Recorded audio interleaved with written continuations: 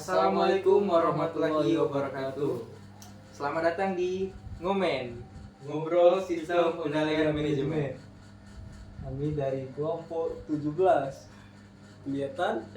Ya, kelompok 17 Almet, Alan dan Metu. Ya, Sebelum kita memulai podcast, alangkah baiknya kita perkenalan dulu ya. ya pastinya. Ada yang mengatakan tak kenal maka tak sayang. Hmm, Perkenalkan, saya Arsalan Mahmudi dengan NPM C1C020057. Ya, perkenalan saya Metu Arisno dengan NPM C1C020113. Oke.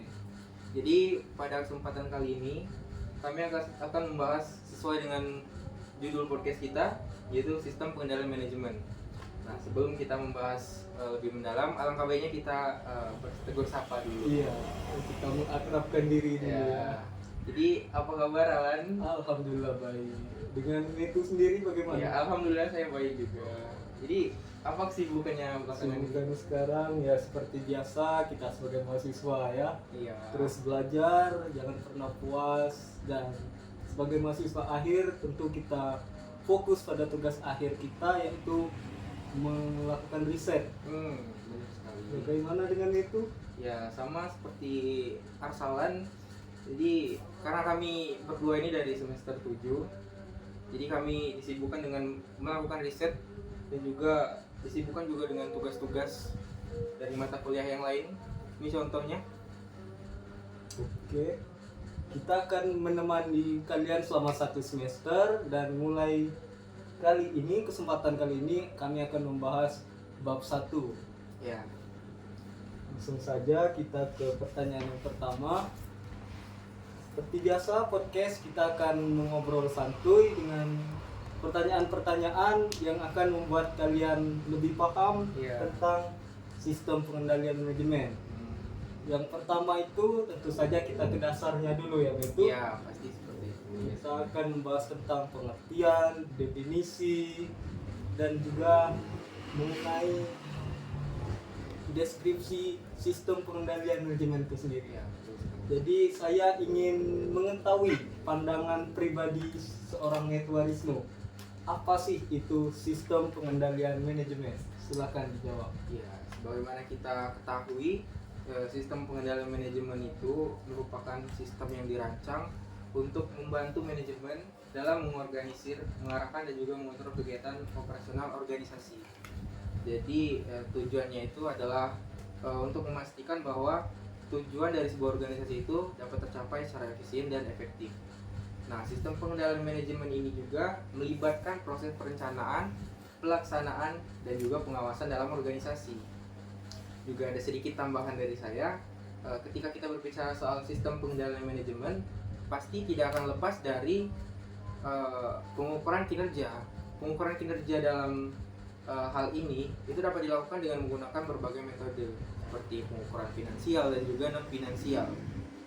Nah, pelaporan itu dilakukan untuk memberikan informasi kepada manajemen tentang kinerja organisasi.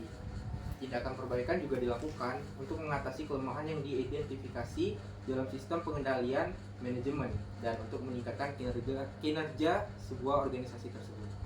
Oh, jadi seperti itu ya, panjang dan jelas. Ya, Jadi setelah saya catat yang panjang tadi, saya dapat kata-kata kuncinya.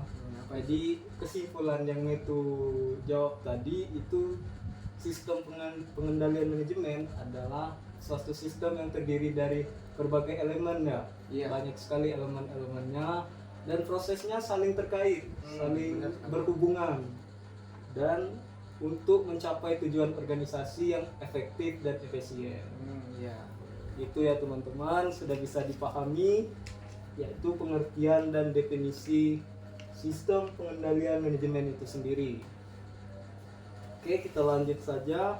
Pertanyaan nomor 2 itu. Ya, boleh, Sudah silakan. siap? Siap. Siap. pastinya. Kita ngobrol santai, jangan terlalu tegang. Pertanyaan 2 itu terkait yang Metu katakan tadi, banyak elemen-elemen, komponen-komponen kan. Nah, itu bisa disebutkan nggak apa saja elemen-elemen, komponen-komponen yang mendukung sistem pengendalian manajemen itu sendiri? Ya, sesuai dengan yang saya sebutkan tadi, Jadi beberapa elemen yang mendukung sistem pengendalian manajemen itu seperti yang pertama itu ada tujuan dan juga sasaran. Nah, tujuan dan sasaran ini harus jelas dan terukur sehingga akan menjadi dasar dalam sistem pengendalian manajemen dan dapat membantu memperjelas arah kerja dan mengukur kinerja organisasi. Kemudian yang kedua itu ada pengukuran kinerja seperti yang telah kita bahas sebelumnya. Pengukuran kinerja ini dapat dilakukan melalui berbagai metode tadi seperti metode finansial dan juga non finansial. Selanjutnya ada pengendalian. Nah, pengendalian ini dilakukan dengan mengidentifikasi perbedaan antara hasil yang diharapkan dengan hasil yang sebenarnya. Dan selanjutnya itu perencanaan dan juga anggaran. Perencanaan yang baik akan membantu dalam mengidentifikasi tujuan dan sasaran yang ingin dicapai.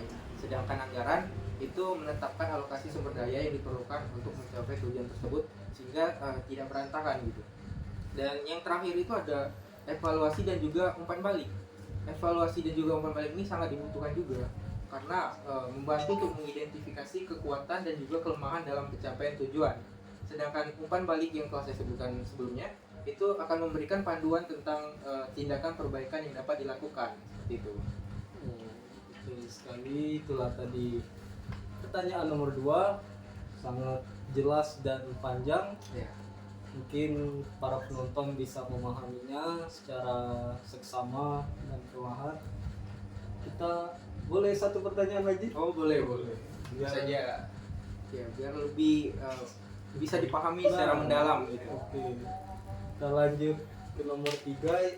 Setelah tadi Metu jelaskan komponen-komponen, elemen-elemen, sekarang ada satu lagi nih, yaitu tentang kegiatan-kegiatan yang biasa dilakukan dalam hal pengendalian manajemen itu sendiri. Iya. Boleh disebutkan dong apa kegiatannya? Untuk kegiatannya itu sendiri, itu yang pertama ada planning atau merencanakan apa yang seharusnya dilakukan oleh sebuah organisasi. Kemudian yang selanjutnya itu setelah direncanakan itu harus dikoordinasikan aktivitas-aktivitas dari beberapa bagian organisasi tersebut. Selanjutnya kita itu harus mengkomunikasikan sebuah informasi. Setelah dikomunikasikan, informasi tersebut harus dievaluasi. Nah, evaluasi ini fungsinya itu untuk nantinya bisa memutuskan tindakan apa yang harus diambil. Dan yang terakhir itu kita itu harus bisa mempengaruhi orang-orang untuk mengubah pikiran mereka menjadi lebih baik gitu. Dan kegiatan pengendalian manajemen ini tidak berarti mengharuskan agar semua tindakan itu sesuai dengan rencana yang ditentukan sebelumnya, seperti anggaran misalnya. Rencana seperti itu didasarkan pada situasi, jadi kita harus melihat situasi terlebih dahulu. Kemudian situasi ini yang mana akan dipercaya pada saat rencana tersebut dirumuskan. Jika situasi ini berubah pada waktu penerapannya, tindakan yang ditentukan oleh rencana mungkin tidak akan sesuai gitu. Oke, sudah dijelaskan tadi ya. Iya. Itu 3 dasar yang harus kita kuasai teman-teman. Yang pertama deskripsi, yang kedua elemen, dan yang ketiga kegiatan di Benar sekali. pengendalian manajemen. Ya. Mungkin boleh gantian dong. Ya boleh pastinya. Uji. Untuk lebih adil gitu. Iya, kita menjunjung tinggi keadilan. Ya. Karena tadi Arsalan sudah memberikan saya 3 pertanyaan, saya juga punya nih 3 pertanyaan untuk Arsalan. Boleh dijawab dengan jelas gitu, supaya penonton dan kita semua bisa lebih paham tentang sistem pengendalian manajemen. Boleh. Nah, Silakan. pertanyaan untuk Arsalan yang pertama itu ketika kita berbicara terkait pengendalian manajemen, maka pastinya kan tidak jauh dari perumusan strategi dan pengendalian tugas. Iya. Ya, menurut Anda itu apa sih pengendalian manajemen dan perbedaannya dengan pengendalian strategi dan pengendalian tugas? Oh, pertanyaannya sangat bagus sekali teman-teman. Yaitu perbedaan strategi dan tugas. Iya. Ada 2 pengendalian. Baiklah, pertama kali saya akan jelaskan ulang pengendalian manajemen yang tadi itu, yaitu suatu proses pengawasan pengelolaan sumber daya organisasi untuk mencapai tujuan yang telah kita tetapkan. Tujuannya itu tadi yaitu untuk memastikan bahwa semua aktivitas organisasi berjalan sesuai dengan rencana dan standar yang telah digunakan. Iya. Oke, Oke, mungkin teman-teman sudah paham tentang pengendalian manajemen. Kita lanjut ke yang Ya. dipertanyakan tadi, yaitu perbedaan pengendalian strategi dan pengendalian tugas. Biar teman-teman bisa tahu. Oke, jadi yang harus kita garis bawahi ini yaitu adalah fokusnya. Fokus dua jenis pengendalian ini beda fokus. Oh, Oke, yang pertama dulu, pengendalian strategi itu bagian dari pengendalian manajemen yang berfokus pada pengawasan dan pengelolaan strategi yang digunakan oleh organisasi. Nah, sedangkan pengendalian tugas itu bagian dari pengendalian manajemen juga, tapi fokusnya pada pengawasan dan pengendalian tugas-tugas atau aktivitas rutin yang dilakukan oleh individu atau tim dalam organisasi itu sendiri. Jadi dapat kita simpulkan perbedaan antara pengendalian strategi dan pengendalian tugas itu adalah fokusnya, dan pengendalian strategi secara keseluruhan, sementara pengendalian tugas berbentuk spesifik atau lebih dikerucutkan lagi. ya, jadi begitu teman-teman. Jadi semua pengendalian itu saling terkait, tapi itu beda fokus ya. Beda fokus. Wah, sangat menarik sekali ya. Kemudian kita lanjut ke pertanyaan berikutnya nih. Oke, boleh. Ya, sistem pengendalian manajemen itu tentu pastinya akan melibatkan aspek finansial dan juga non finansial nih kan. Ya. Jadi bisa dijelaskan nggak bagaimana sistem manajemen dalam melibatkan kinerja finansial dan non finansial ini? Oke. Baiklah. Jadi fokusnya tadi ke aspek finansial ya. Jadi sistem manajemen yang efektif itu tentu saja melibatkan yang dikatakan itu tadi, yaitu kinerja finansial dan non finansial. Dengan mengintegrasikan kedua aspek tersebut dalam proses perencanaan, pelaksanaan, monitoring dan evaluasi. Dalam melibatkan kinerja finansial, sistem manajemen harus memperhatikan pengelolaan sumber daya finansial seperti anggaran, investasi, dan pendanaan. Jadi perencanaan finansial itu harus dilakukan dengan mempertimbangkan tujuan organisasi tadi dalam jangka pendek maupun jangka panjang, serta mengidentifikasikan sumber pendapatan dan pengeluaran yang akan timbul. Ya. Sedangkan yang non finansialnya, pengendalian kinerja non finansial, sistem manajemen itu harus mempertimbangkan faktor-faktor seperti kualitas produk, layanan kepuasan pelanggan, efisiensi operasi, produktivitas karyawan, dan inovasi. Jadi aspek-aspek itu harus dipertimbangkan, yang bukan berbentuk finansial, bukan bentuk uang, tapi sumber daya lain itu mempengaruhi sistem pengendalian manajemen. Jadi dengan melibatkan kedua aspek finansial dan non finansial itu akan memberikan pandangan yang holistik terhadap pencapaian tujuan organisasi. Hal ini memungkinkan manajemen untuk membuat keputusan yang lebih baik, mengidentifikasi, mengatasi masalah dengan lebih efisien, dengan meningkatkan efektivitas dan efisiensi. Ya. Nah, jadi begitu teman-teman, jawaban dari Arsala ini sangat terperinci sekali ya. Kita pastinya teman-teman bisa sangat mengetahui gitu. Kita harus detail jawaban dari Arsalan. Nah, ini pertanyaan terakhir. Jadi kita sekarang kan sudah di zaman teknologi yang lebih canggih gitu kan. Betul, pasti lebih berkembang. Ya, jadi pertanyaannya itu, dengan semakin canggihnya teknologi dan semakin mudahnya akses internet, apakah hal tersebut akan mempengaruhi pengendalian manajemen? Nah, jadi bagaimana menurut tanggapan dari seorang Arsalan? Oh, terima kasih kepada Beto. Kali ini pertanyaannya lebih berbobot. Iya. Oh, tadi nggak berbobot ya? Berbobot, tapi kayak lebih suka berbicara tentang perkembangan Oh iya. teknologi dan internet. Ya, ini menarik sekali sepertinya. Oke, langsung saja saya jawab pertanyaan yang bagus ini. Pertanyaannya yaitu mengenai teknologi dan internet. Sesuai perkembangan zaman pasti dong mempengaruhi sistem pengendalian manajemen itu sendiri. Jadi semakin canggih teknologi dan semakin mudahnya akses internet, maka dapat mempengaruhi sistem pengendalian manajemen dengan beberapa cara. Baiklah, kita simak ada beberapa contohnya. Yang pertama yaitu pengumpulan dan analisis data yang lebih efektif. Ya. Kenapa lebih efektif? Kenapa? Karena dengan adanya teknologi yang lebih canggih, perubahan dapat mengumpulkan analisis dan mengumpulkan data lebih efektif. Ya. Tahu dong Ya. maksudnya apa? Ya, tahu. Dengan mencari di Google kita bisa mendapatkan data di Bursa Efek Indonesia.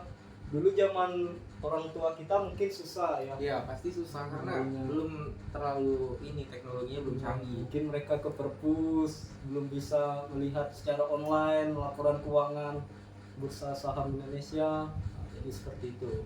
Kemudian nomor 2, otomatisasi proses. Artinya teknologi yang canggih juga memungkinkan perusahaan untuk mengotomatisasi proses bisnis. Hal ini dapat membantu dalam mengoptimalkan penggunaan sumber daya, Iya. meningkatkan efisiensi dan mengurangi biaya. Jadi kita lebih menghemat sumber daya. Seperti misalnya yang saya katakan tadi kan, Iya. perpus kita hemat bensin, Hemat waktu hemat juga. waktu juga. Jadi seperti itu. Lalu yang ketiga, komunikasi. Cara komunikasi ini juga tidak kalah penting, yaitu artinya lebih efektif dan kolaborasi yang lebih baik. Mengapa ada kolaborasinya? Karena membuat komunikasi antara berbagai bagian perusahaan, antara manajemen dan bawah-bawahannya, serta perusahaan dengan pelanggan lebih cepat dan lebih efektif. Jadi hubungan antara elemen-elemen di perusahaan itu dapat berkomunikasi dengan cepat. Dengan ada internet kita bisa promosi. Jadi pengendalian manajemennya lebih baik di bidang komunikasi. Lalu yang terakhir ada pengendalian yang lebih terpusat. Dengan adanya teknologi yang canggih ini, perusahaan dapat mengendalikan dan mengawasi operasi perusahaan dengan secara terpusat. Maksudnya seperti ini, menggunakan perangkat lunak manajemen proyek, manajer, mengakses proyek, mengawasi, mengatur tugas proyek di satu platform.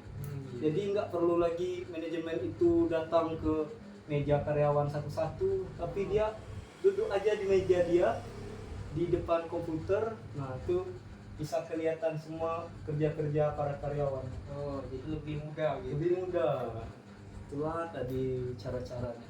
Oh, jadi bisa kita simpulkan teman-teman, kemajuan teknologi dan akses internet ini sebenarnya dapat memberikan manfaat yang besar dalam pengendalian manajemen, tentunya apabila kita menggunakannya dengan baik dan benar. Namun perusahaan juga harus memperhatikan aspek-aspek seperti keamanan dan juga integrasi data dalam mengimplementasikan teknologi ini dalam pengendalian mereka. Ya, sangat menarik sekali pembahasan kita pada hari ini. Ini baru bab 1 saja sudah menarik teman-teman. Ya, Jangan lupa di bab kedua kami akan mengimprovisasi lagi-lagi dengan lebih baik. ya, tapi dan juga mungkin kalau teman-teman ada yang ingin bertanya tentang apapun itu tentang seputar sistem pengendalian manajemen, jangan lupa komen di kolom komentar ya. Nah, betul. Kami tunggu dan kami siap membantu menjawab. Kita saling belajar ya, Iya. sama-sama belajar bagaimana cara mengetahui sistem pengendalian manajemen. Iya, benar sekali. Kita bertukar pendapat, pandangan. Kita tunggu pokoknya. Ya, jadi mungkin itu saja dulu pembahasan kita pada kesempatan kali ini. Untuk episode selanjutnya tunggu aja teman-teman, pasti kita akan menjelaskan secara terperinci. Ya. Baiklah, itulah tadi penjelasan dari kami. Tentu saja masih banyak kekurangan ya dari kita, mungkin Ya. ada yang belum puas. Jadi seperti yang itu katakan tadi, kalau ada yang kurang puas atau saran, masukan, kita terima di kolom komentar. Di sini kita juga sama-sama belajar gitu. Kami juga masih belajar di sini teman-teman. Dan tentu saja kami terima kasih kepada teman-teman yang sudah menonton, dan juga kami terima kasih atas perhatian teman-teman selama ini segala bantuannya. Nah, sekian penyampaian dari kami pada kesempatan kali ini. Kami ucapkan wassalamualaikum warahmatullahi wabarakatuh. Terima kasih.